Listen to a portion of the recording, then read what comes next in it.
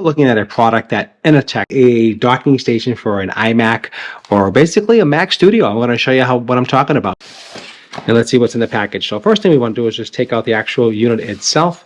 It is all nicely wrapped, as you can see here. Let's take it out. And this is what it looks like here. So it's designed to look like your Mac. This is the silver, so if you have either the iMac silver, this will work perfectly. You won't even tell. Here, so you can see here. So this is a main out to your USB-C. You plug it in here, and then you have your USB-Cs right here. These are all 10 gigabit Ethernet, 10 gigabit connections right here. And also on the front, you have USB 3 right here. You have 3 USB 3s, micro card reader, and also a standard card reader for your videos or when you have photography. So it's simple to actually take the image and put them into your computer. That's the idea behind this.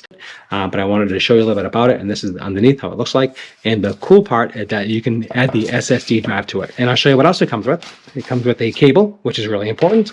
It comes with a little screwdriver, and it comes with a little prong. You'll be very happy with this specific item, and also this SSD card from Samsung. This is the 970 EVO Plus. This is the one I selected on your computer in like 5 minutes. It's just amazing.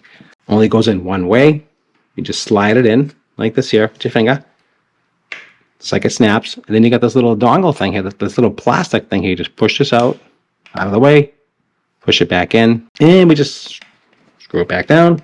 And that is how easy it is to add memory to your computer. So now you have, this is a 2 terabyte. This is a 2 terabyte now. This is basically a portable 2 terabyte workstation with all the IOs right here. You plug it into your computer and you can back up, you can store, you can access, and you can use. And I love that. The external driver just installed. You can see the megabytes, around 700 megabytes per second, read and write.